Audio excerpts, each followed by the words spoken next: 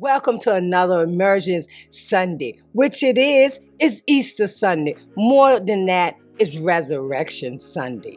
And today's sermon will be on responding to Christ's resurrection.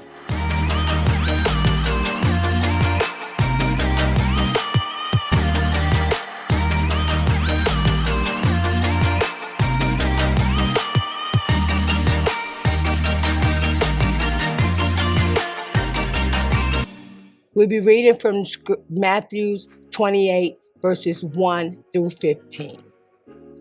Now, after the Sabbath, as the first day of the week began to dawn, Mary Magdalene and the other Mary came to see the tomb.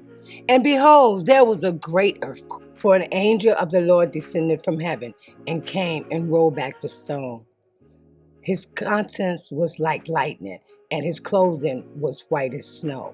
And the guards shook for fear of him and became like dead men. But the angel answered and said to the woman, "Do not be afraid, for I know what you seek, Jesus, who was crucified. He is not here, for he is risen, as he said. Come see the place where the Lord lay, and go quickly and tell his disciples that he is risen from the dead. And indeed he is going before you into Galilee. There you will see him. Behold, I have told you." So they went out quickly from the tomb with fear and great joy, and ran to bring his disciples word. The women worshiped the risen Lord, and to tell his disciples, "Behold, Jesus met them, saying, 'Rejoice.' So they came and held him by the feet and worshiped him. Then Jesus said to them, "Do not be afraid. Go and tell my brethren to go to Galilee, and there they will see me." Now, while they were going, behold, some of the guards came into the city, and reported to the chief priests of the things that had happened. When they had assembled with the elders and consulted together, they gave a large sum of money to the soldiers, saying, "Tell them his disciples came in the night and stole him away while we were asleep. And if this comes to the governor's ears, we will appease him and make you secure." So they took the money and did as they were instructed. And they said this, commonly reported among the Jews until this day. Here we find in verse 6 and 7, the angel of the Lord gave two commands to Mary and Mary Magdalene. First, to examine the empty tomb, and second, to go tell the disciples Jesus' resurrection. What I love about the first command is that the angel of the Lord invited Mary and Mary Magdalene to investigate the resurrection for themselves. Likewise, I believe we are called to do the same. Whether you believe in the resurrection of Jesus or not, you should be able to provide evidence of why you believe what you believe. Our gospel writers believe the same in Matthew. He writes to a group of accounts who experienced the same event but with different versions for us to investigate and determine the vitality of the resurrection. The first account is given by Mary and Mary Magdalene in verses 1 through 10. And truthfully, there seems to be nothing wrong with it. The only issue that would arise from their account is that during this time period, a woman was not viewed as a credible eyewitness. Next account is given by the soldiers who guarded Jesus' tomb in verses 11 through 15.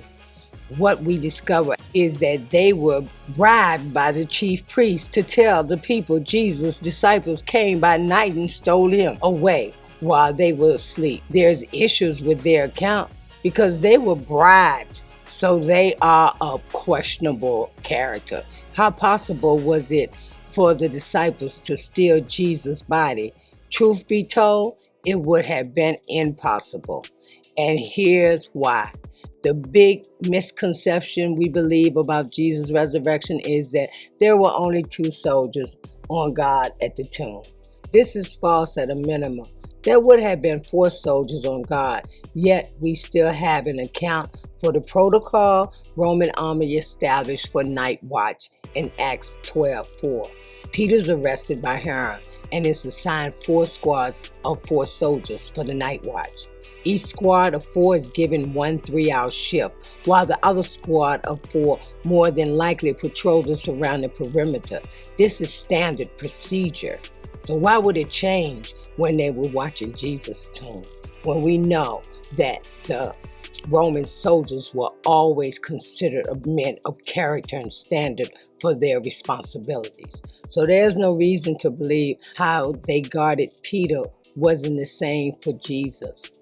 With this information, let's recap the soldiers' account of what the disciples who deserted Jesus earlier and are still grief-stricken over his death to steal his body.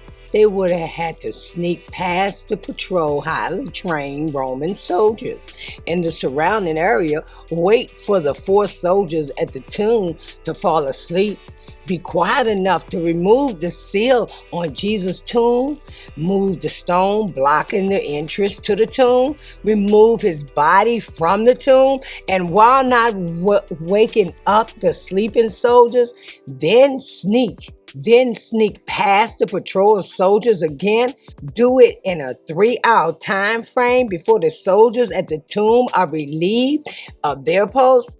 Now that we've examined both accounts, we must ask ourselves, which account makes most sense? Mary and Mary Magdalene's account? The soldiers' account of Jesus' disciples stealing his body? In the end, you must decide for yourself.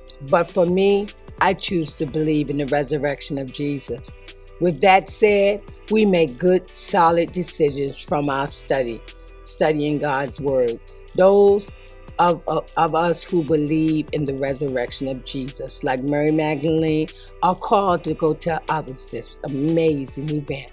The resurrection of Jesus Christ changes everything for the better because sin and death are destroyed, which allow us to live, to allow us to experience life more abundantly because of the love Jesus had for us way back on Calvary. So I say to you today on this Sunday, this Easter Sunday, so many call it, but I consider it Resurrection Sunday because he lives and he lives in me. And if he doesn't live in you yet, just confess that he died and rose on the 3rd day and watch what he do. Because great is his faithfulness and his love that abideth all. Because to sacrifice his life so that we may have life, there's no better love to surrender to. And if you have not surrendered your life to Jesus, today we welcome you to reach out to our salvation line so that you can have an experience of this part of love that Jesus has blessed us so many with. Be blessed as you enjoy Resurrection Sunday and surrender your life continuously to God's Word and Spirit.